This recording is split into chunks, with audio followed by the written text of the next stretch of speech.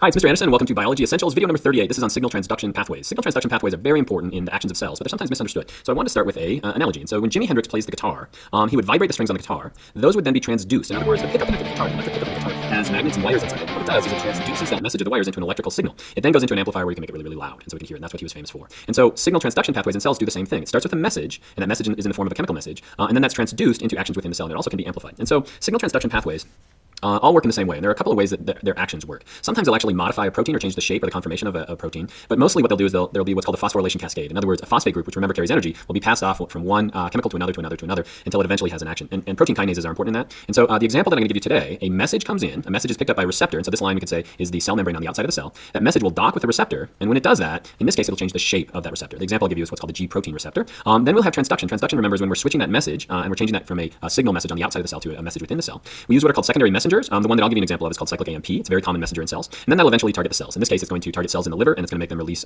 glucose from glycogen. And so that's kind of a signal transduction pathway. It starts with a message, and then eventually has some kind of target within the cell. And so let's get started.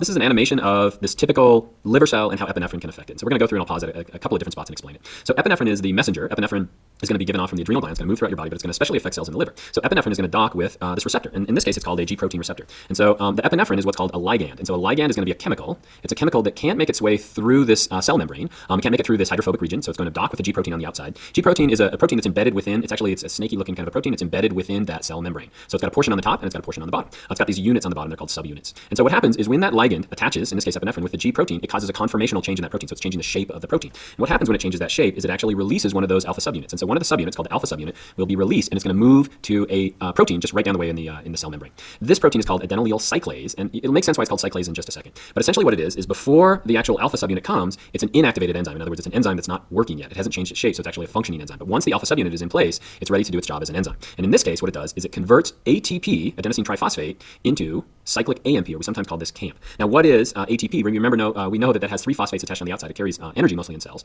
We're very familiar with how ATP can be converted to ADP when it drops off one of those phosphates, but it can also drop off two phosphates, and that's what happens in this case. So now it becomes AMP, or monophosphate, but there's also a cyclic portion to it. And so it adds, right where we come off of the sugar, it's actually going to make a cyclic portion. I'll put a picture in here of that molecule, ATP. And now we've created these messengers. Messengers are going to spread throughout the cell, and this is called cyclic AMP. And the secondary messengers, in this case, are going to target something called the protein kinase. Protein kinase, it's made up of a number of different subunits of protein, but kinase means it does something or does action. In this case, this protein kinase is going to have two catalytic subunits. Catalytic means things that are going to speed or speed up chemical reactions. And then it has these two regulatory subunits. And so as long as the regulatory portions are attached to the catalytic portions, protein kinase is inactivated. It's not going to do anything. But let's watch what happens to the cyclic AMP.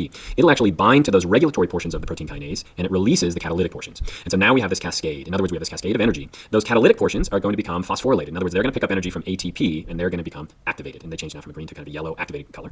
They then can act on enzymes within the cell. Sometimes they'll act through a number of different molecules within the cell. In this case, it's going to drop off that phosphate to phosphorylase, and it's going to activate phosphorylase so it can release glucose from glycogen within the cell. Now, once we don't have that ligand attached anymore, we don't make that cyclic AMP, then the whole thing is going to shut down again. And so the signal transduction pathway is simply a way that we can take this message and we can move it throughout the cell and then have desired consequences within the cell. Okay, so let's do a little review. And if you've ever watched the show Dora the Explorer, there will be times where she just kind of pauses and looks awkwardly at the person who's watching the show. And so that's where you have to jump in and help a little bit. So let's do a little bit of review. So we start with this at the top. We've got epinephrine at the top. And so what do we call this? That's right. It's called a ligand. A ligand is a chemical that can't make entry into the cell, but it's going to attach to the receptor. So this is called the receptor. Do you remember what that's called? That's right. It's called the G protein. And so what will happen is that ligand will attach to the G protein. It's got a number of different subunits. This one right here on the end is called the alpha subunit. That's right. Hey, if you're not getting any of these, you may want to go back and watch the earlier portions of the video. We've got this over here. This is probably the one that you're going to struggle with the most. What's the name of that?